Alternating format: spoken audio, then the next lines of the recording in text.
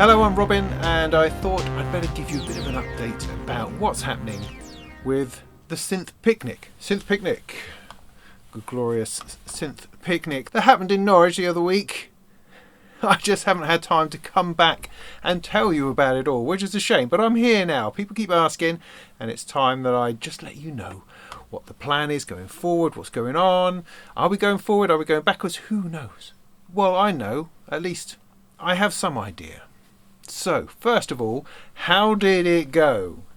Is the key thing. Well, it went really, really well.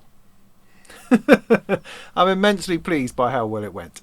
It wasn't difficult to set up. It took a little bit of time, a little bit of tracing of cables and taping stuff down, setting things up nicely, dragging everything there. It took one carload, thankfully, not more than that.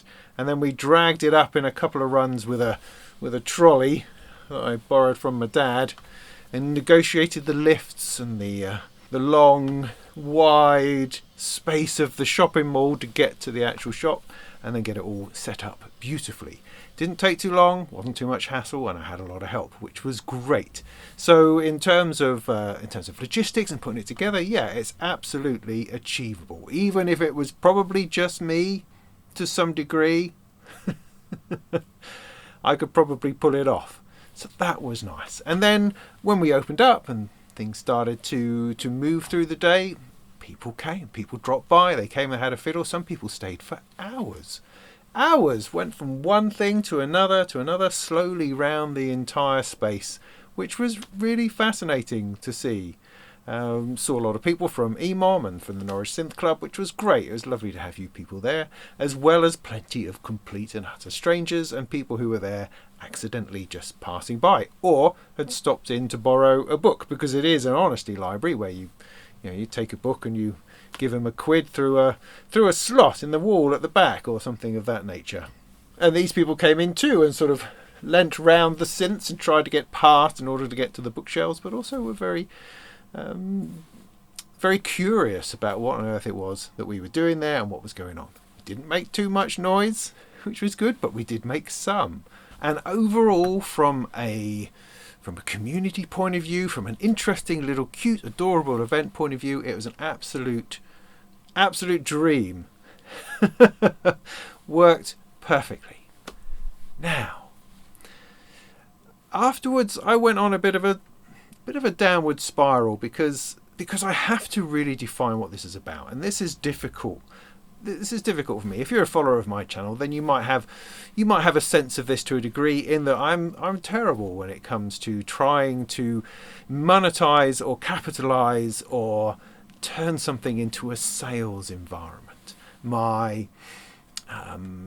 The way I work, the way I feel about things is that I'm generally just want to do good stuff and good things and hope that everyone enjoys them. I'm not really looking usually for the monetary reward of all that. I'm not trying to say I'm some kind of saint. I'm just saying I'm not very good at it. I just like stuff to be out there, and I love the idea that people were enjoying all this gear, which is normally just sitting around not doing anything.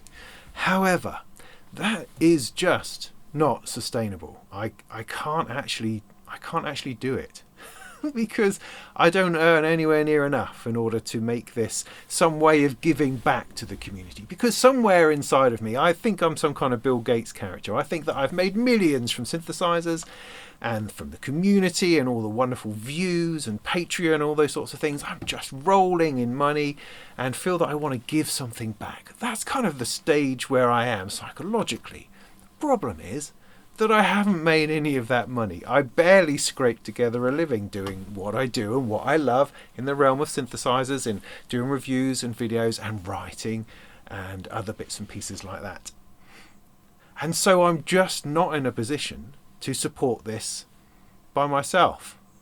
Out of the goodness of my own heart, for want of a better expression. It's just not viable.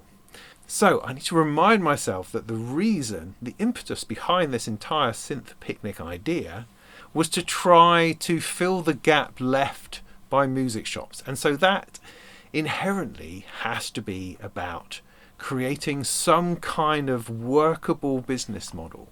And that is really, in order to maintain this, is what I need to focus on. So after I got myself back together again and thought about it, and I've spent it in the last week or so just sort of mulling it over and chewing it over, there are a couple of ways forward, I think. One of them is to try to pursue some kind of charitable exercise. Can I turn the idea, the concept, into a charity and then accept donations? Maybe turn it into kind of a synthesizer museum to some degree, something which can be supported outside of itself, which can then bring stuff to a space and show it so people can enjoy it.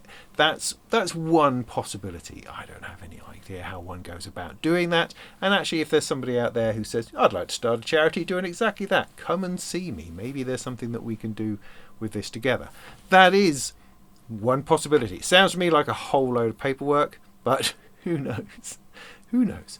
The other possibility is to try harder, is to swallow my pride, my scruples, when it comes to honestly trying to make some kind of little business / side hustle out of this. Because it seems possible, it seems within my grasp somehow. I've just got to work harder and be more focused in how we actually make that happen.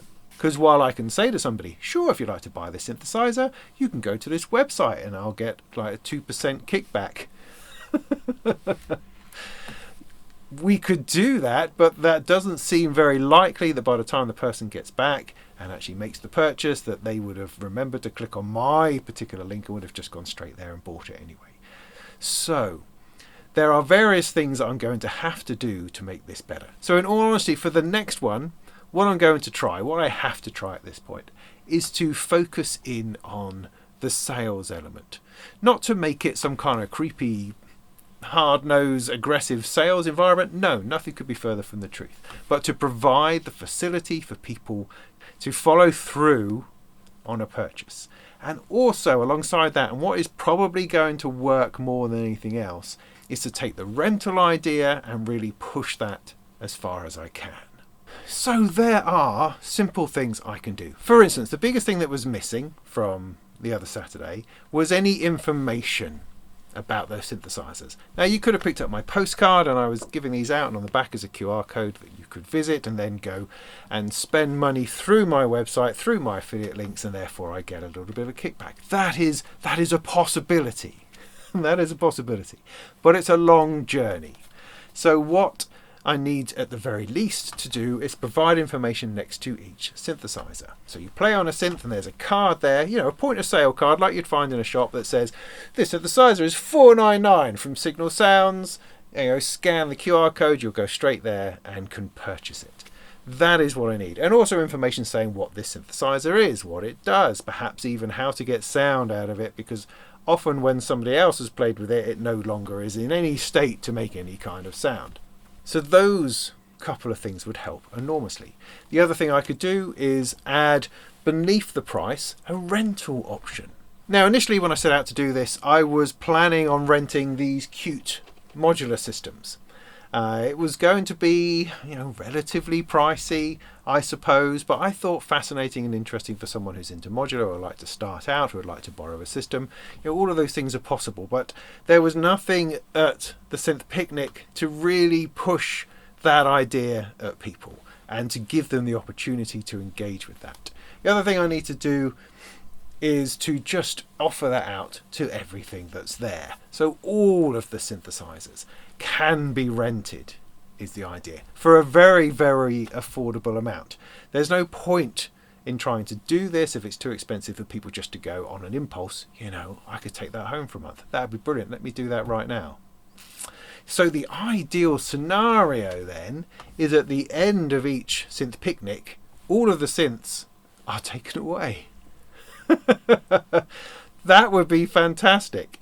And then at the beginning of the next one, all of them are brought back by the people who borrowed them in perfect condition, not broken, stolen, sold, or smashed, or anything like that. That is how I would love it to work.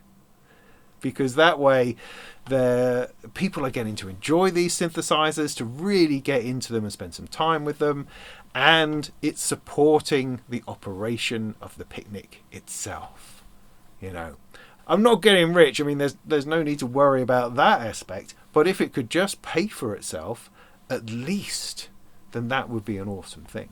I'm also working more closely with Signal Sounds. We did sort of team up beforehand, but we just didn't quite have enough time to really pull things together. Whereas this time around, hopefully, we'll be a little bit more together. So, for instance, on the table which had all the little synthesizers on it, I'm going to swap that around to actually have synths on there that they're able to sell, which is probably going to be better. So a more interesting selection, and hopefully that sort of thing will change also over time.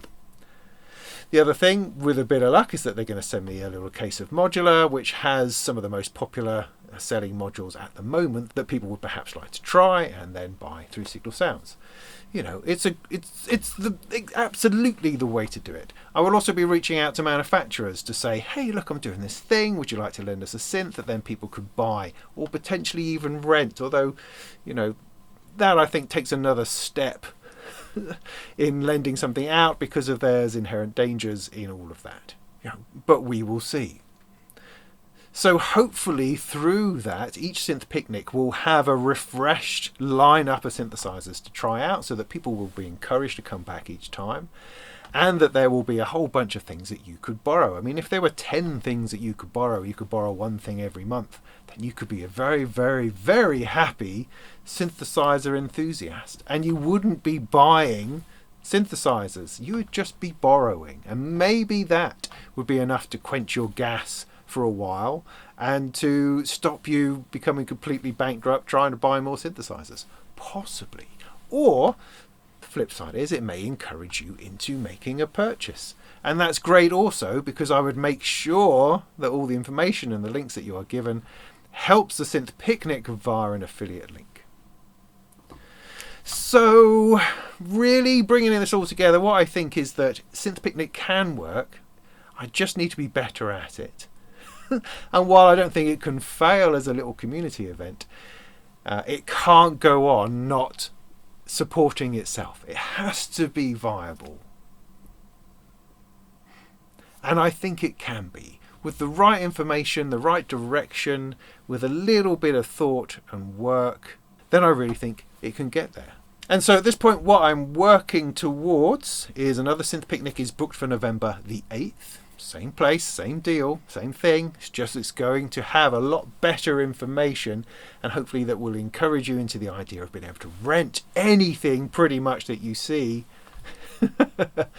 And then again, we'll do it on December the 13th. What I might do for the 13th, right, is perhaps buy in a bunch of Synth Picnic t-shirts and mugs to sell, because they make ideal sort of Christmas presents. Possibly. Don't know yet. We'll see how the 8th goes. So I could try it one step at a time, because obviously once I've rented something out, there needs to be another one where people can bring it back. I mean, heck, if one person rents something out and the whole rest of it doesn't work, well then, you know, I can go to their house and pick it up. It doesn't have to be a deal breaker, but we'll see how it goes. So if this is interesting to you at all, if you'd like to borrow a synth for a reasonable price, I mean, price wise, everybody's going to want to know what the price is. I mean, I think I'm aiming for about 50 quid for the month. I mean, it has to be a month because it's a month gap between when I'm in Norwich at this event or not. I mean, 50 quid is probably what you would charge for a week, and that's what other people do on websites. But because it has to be a month, I don't want to then charge like 200, 300 pounds for someone to rent something, because that's just going to be out of the realms of possibility. So I thought, sod it, 50 quid, right? For most things. Some other things might change. Now there's also some fees and insurance involved that might be added a little bit to that, so it might have to be a little bit elastic, but basic idea of 50 quid, take it away, bring it back, and let's see if we can get this to work. Because if people support it, if people come along and start doing that, then it really could look after itself. I could then perhaps pay some of my helpers or pay a helper to help out with it, little things like that, and do more to promote it, do more to make the space look fantastic, and have more stuff out to try. So at this stage of the month, I am enthralled and encouraged that, no, damn it, I can do this. I can make it work, or at least it's worth another go. Because the first one was beautiful. But it's not sustainable. This next one, let's see if we can give ourselves a glimmer of hope that perhaps this could be a way of selling synthesizers into the future in other places as music shops disappear. And for me, I think that's really exciting. I think that's very exciting. So I will probably do another little promo video coming up sort of a week or two before November the 8th, although isn't time running out already? Yes, it flipping is. Absolutely it is.